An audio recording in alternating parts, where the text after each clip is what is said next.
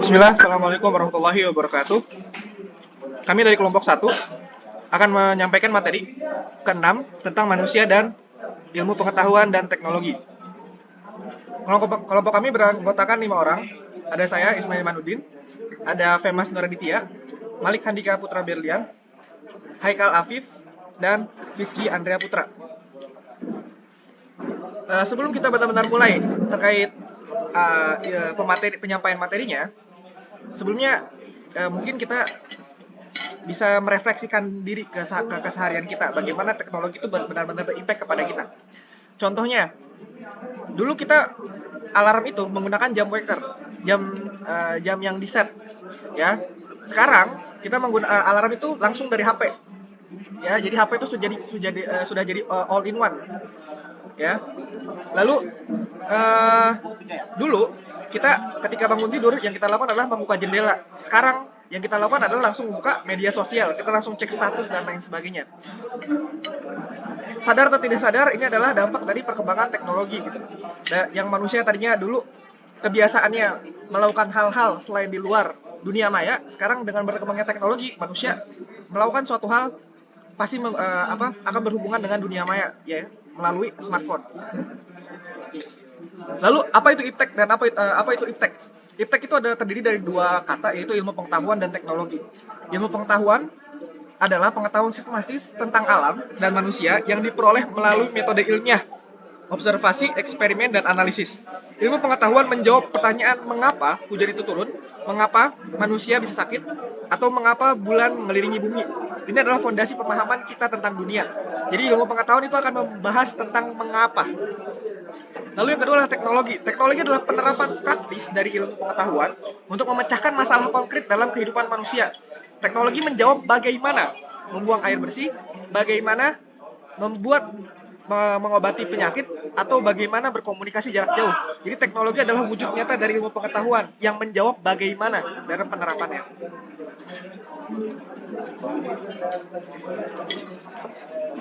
Selanjutnya, sejarah singkat evolusi hubungan manusia dan iptek.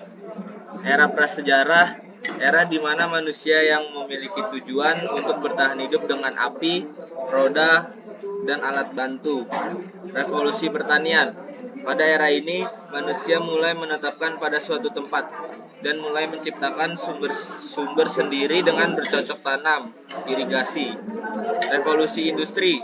Pada era ini manusia mulai mengembangkan sektor industri sehingga manusia mulai bisa memproduksi secara massal dengan mesin uap pabrik. Era informasi. Di era ini manusia menunjukkan perkembangan yang sangat pesat dengan mampu melakukan konektivitas secara global dengan komputer dan internet. Dan yang terakhir, era digital.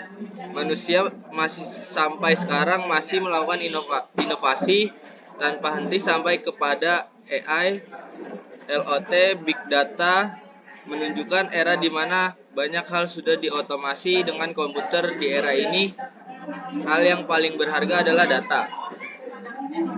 Mengapa manusia menciptakan teknologi? Kebutuhan necessity, dorongan untuk bertahan.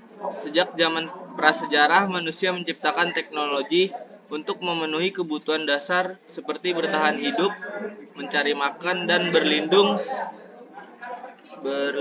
dari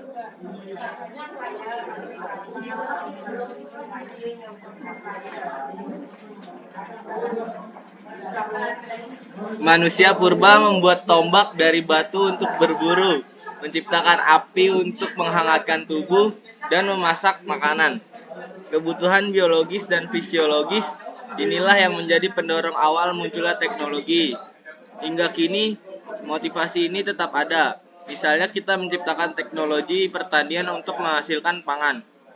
Keinginan atau desire, dorongan untuk hidup lebih baik. Setelah kebutuhan dasar terpenuhi, manusia tidak berhenti di situ. Kita memiliki keinginan untuk hidup lebih mudah, nyaman, dan efisien. Inilah yang mendorong inovasi seperti mesin cuci. Agar tidak perlu mencuci manual, kendaraan bermotor, agar perjalanan lebih cepat, atau layanan-layanan pesan antar makanan online agar tidak perlu keluar rumah. Keinginan ini bersifat relatif dan terus berkembang. Apa yang dulu dianggap kemewahan kini menjadi kebutuhan. Keingintahuan atau curiosity, dorongan untuk memahami. Teknologi pendingin memungkinkan kita menyimpan makanan berhari-hari tanpa khawatir basi. Bayangkan jika tidak ada kulkas, kita harus belanja setiap hari dan tidak bisa menyimpan vaksin yang menyelamatkan jutaan nyawa. Keingintahuan ini murni karena hasrat intelektual manusia, bukan selalu untuk kepentingan praktis langsung. Dampak positif iptek bagi manusia. Sektor kesehatan. Teknologi medis telah mengubah cara kita mengatasi penyakit.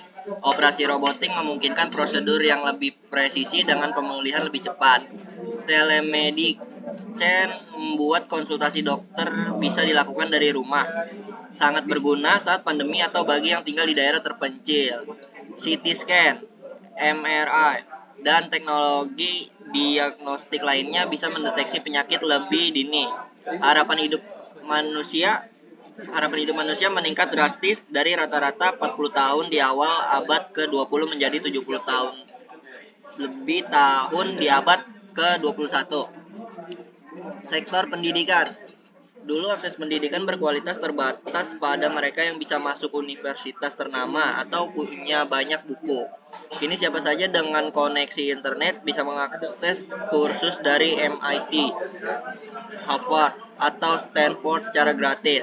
Platform seperti YouTube, Coursera, atau Khan Academy menyediakan pembelajaran untuk semua tingkat. E-learning memungkinkan orang bekerja sambil kuliah. Pembelajaran adaptif menggunakan AI bisa menyesuaikan materi dengan kecepatan belajar masing-masing individu. Anak di desa terpencil kini bisa belajar coding, bahasa asing, atau sains tingkat lanjut. Sektor komunikasi. Keluarga yang terpisah ribuan kilometer bisa video call setiap hari. Kolaborasi internasional untuk proyek bisa dilakukan real time tanpa perlu bertemu fisik. Media sosial menghubungkan orang dengan minat yang sama dari berbagai belahan dunia. Dulu surat membutuhkan berminggu-minggu, kini pesan instan sampai dalam hitungan detik. Informasi dari belahan dunia lain bisa kita akses langsung saat kejadian berlangsung. Dampak negatif iptek bagi manusia. Ketergantungan. Teknologi medis telah mengubah cara kita mengatasi penyakit. Operasi robotik memungkinkan prosedur lebih presisi dengan pemulihan lebih cepat. Telemedicine membuat konsultasi dokter bisa dilakukan dari rumah. Sangat berguna saat pandemi atau bagi yang tinggal di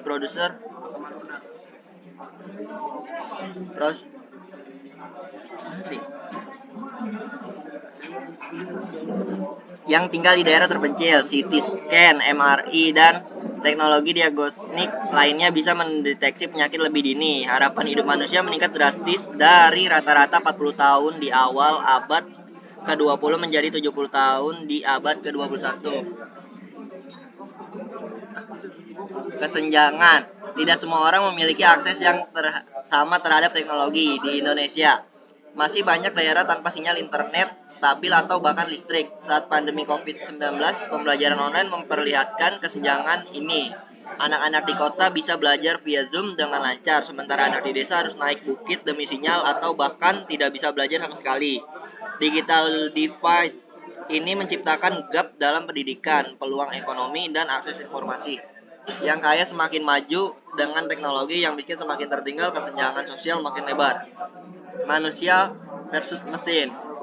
Otomasi dan AI mengambil alih pekerjaan manusia. Kasir digantikan mesin self-checkout, teller bank digantikan ATM dan mobile banking, pekerja pabrik digantikan robot. Menurut World Economy Forum, sekitar 85 juta pekerjaan akan hilang digantikan mesin pada tahun 2025. Supir taksi, admin, bahkan jurnalis dan desainer grafis terancam. Meskipun teknologi menciptakan pekerjaan baru, tidak semua orang bisa beradaptasi dengan cepat, terutama pekerja usia lanjut atau yang tidak punya akses pendidikan untuk reskilling. Manusia sebagai pengendali teknologi. Teknologi adalah alat, bukan tujuan. Teknologi diciptakan untuk membantu manusia mencapai tujuan hidup yang lebih bermakna. Bukan menjadi tujuan itu sendiri, kita perlu bertanya, untuk apa saya menggunakan teknologi ini?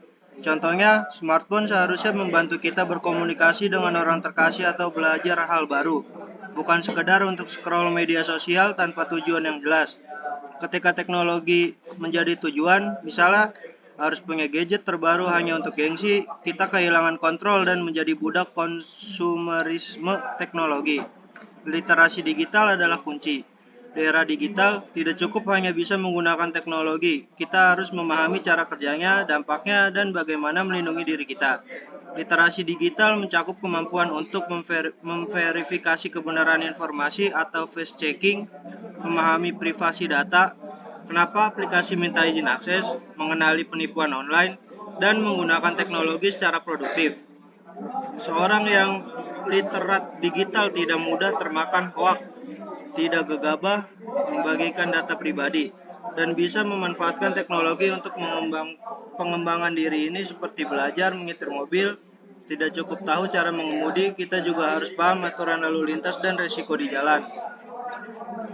Etika dan nilai manusia di atas segalanya. Secanggih apapun teknologi, ia tidak boleh melanggar nilai-nilai kemanusiaan seperti martabat, privasi, keadilan, dan empati. Contoh konkretannya yang menyeleksi pelamar kerja harus adil dan tidak diskriminatif berdasarkan gender atau ras. Platform media sosial tidak boleh dengan sengaja menyebarkan konten yang memecah belah masyarakat hanya demi keuntungan. Teknologi facial recognition tidak boleh digunakan untuk mengawasi masyarakat secara berlebihan dan melanggar privasi. Dalam pengembangan teknologi, pertanyaan berlebihan dan melanggar privasi dan pertanyaan apakah ini benar secara etis harus selalu diajukan sebelum pertanyaan. Apakah ini bisa dilakukan secara teknis, keseimbangan atau balance? Hidup di era digital bukan berarti meninggalkan dunia nyata. Kita perlu keseimbangan antara interaksi online dan offline, antara produktivitas digital dan istirahat mental. Digital detox atau waktu tanpa gadget sama pentingnya dengan aktivitas digital produktif. Hubungan tatap muka tetap lebih bermakna daripada chat di WhatsApp. Membaca buku fisik, berolahraga di luar rumah, atau mengobrol langsung dengan keluarga adalah hal-hal yang tidak bisa digantikan sepenuhnya oleh teknologi. Keseimbangan ini penting untuk kesehatan mental dan kualitas hidup yang holistik. Ingat, teknologi adalah pelengkap hidup, bukan pengganti kehidupan itu sendiri. Oke, selanjutnya ada tantangan masa depan. Yang pertama, adaptasi berkelanjutan. Teknologi terus berkembang cepat. Kemampuan belajar seumur hidup, lifelong learning, bukan pilihan, tapi keharusan untuk tetap relevan. Kedua, critical thinking.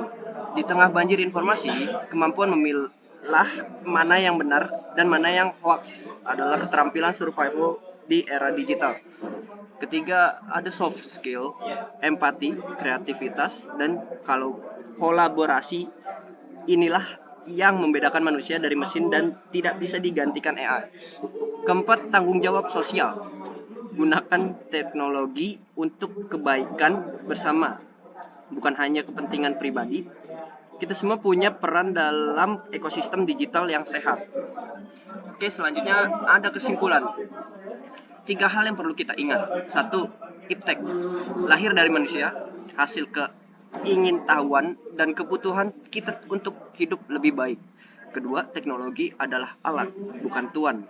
Kita yang harus mengendalikan, bukan dikendalikan. Ketiga, masa depan adalah kolaborasi, bukan manusia versus teknologi, tapi manusia dengan teknologi yang dipandu kebijaksanaan. Ya, selanjutnya ada 5 langkah konkret yang bisa kita lakukan hari ini. Yang pertama adalah gunakan teknologi untuk belajar dan berkembang, bukan sekedar konsumsi pasif. Kedua, jaga keseimbangan digital dan dunia nyata. Digital detox itu penting. Ketiga, pedulikan kesenjangan digital. Bantu yang belum paham teknologi. Keempat, sharing before sharing. Cek fakta sebelum menyebarkan informasi. Dan terakhir, jaga etika digital, yaitu perlakuan orang online seperti di dunia nyata ini. Steve Jobs pernah menyatakan teknologi bukanlah apa-apa, yang penting adalah Anda meyakini orang lain bahwa mereka pada dasarnya baik dan cerdas, dan jika diberi alat mereka akan lakukan hal yang luar biasa dengannya. Yang maksudnya adalah yang cerdas itu bukan alatnya tapi penggunanya, pembuatnya. Ya, jadi di masa perkembangan teknologi ini yang kita harus lakukan adalah beradaptasi. Bagaimana kita setidaknya bagaimana kita menggunakan tools-tools atau teknologi yang ada untuk kepentingan kita di masa depan. Sekian, terima kasih dari kelompok 1. Kurang lebihnya mohon maaf. Wassalamualaikum warahmatullahi wabarakatuh.